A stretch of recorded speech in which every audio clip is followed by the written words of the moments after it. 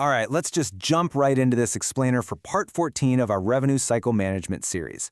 Today we're tackling a highly specific, super common, and let's be honest, incredibly frustrating scenario in the billing world. We are talking about handling claims that have been processed and paid directly to the patient. Yep, the notorious PR100 denial code. If you've spent even a week working in healthcare receivables, you've definitely seen this code pop up, and you know it requires a very specific, careful set of steps to actually resolve. So here's our agenda for today's masterclass. We'll cover 1. The PR100 scenario itself. 2. Analyzing the root causes. 3. The essential verification parameters. 4.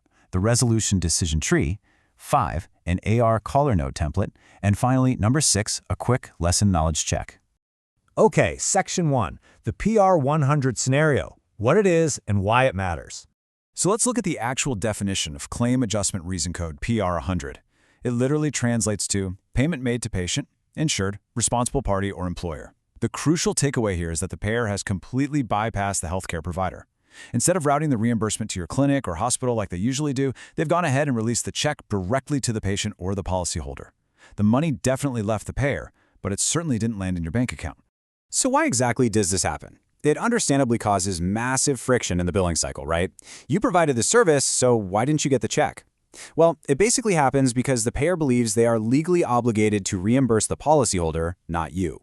From their perspective, they either assume the patient already paid you out of pocket and needs to be reimbursed, or they simply don't have the legal authorization on file to release funds directly to your facility.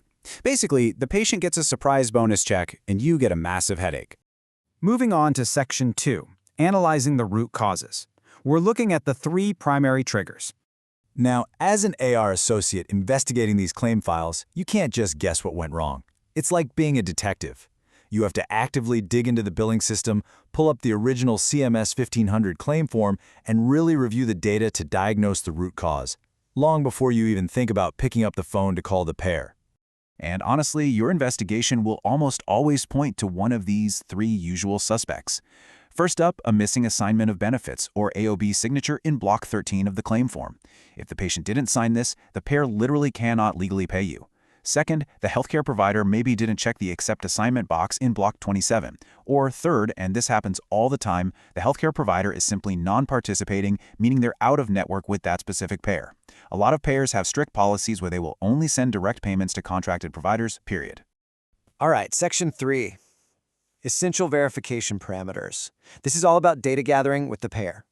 Listen, you simply cannot resolve this account without extracting these 6 exact pieces of data from the payer representative. You need the process date, the allowed amount, the exact patient responsibility, and the paid amount. But pay attention here, because most importantly, you must get the check number and the check issue date. Why? Because if you ultimately have to send a bill to the patient for this balance, they are almost certainly going to claim they never got the money. Having that exact check number and date from the payer gives you the rock-solid proof you need to validate that the patient was in fact funded. Next up, Section 4, the resolution decision tree. Let's map out your next move. This perfectly illustrates your 2 distinct paths to resolution. On the left, we have Case 1. If your investigation shows the provider is contracted and that AOB is signed in Block 13, you just need to validate your provider's tax ID or PIN with the rep. If everything matches up, well, this was the payer's mistake. Your action here is to proactively demand a claim reprocessing to pay the healthcare provider directly. But look over at the right side, Case 2. If the provider is non-contracted, or if that AOB was never signed, well, the payer did exactly what they were legally supposed to do. They cannot reroute those funds to you. So in this scenario, your only recourse is to recommend a balance transfer in your billing system so you can properly bill the patient directly for the funds they received. Which brings us to Section 5, the AR caller note template, standardized documentation. You know, flawless execution requires flawless documentation. A resolved claim is really only as good as the notes left behind. I highly recommend you pause the explainer right now and copy this exact standardized template. You should be pasting this directly into your billing system for every single PR100 scenario you encounter. It forces you to capture the date of service, the payer and rep info, those exact check details we just talked about, the full financial breakdown, and of course, your final action, whether you requested a reprocess or move the balance to the patient. And throwing that call reference number at the end, that is your ultimate safety net. So go ahead, take your time, and get this written down.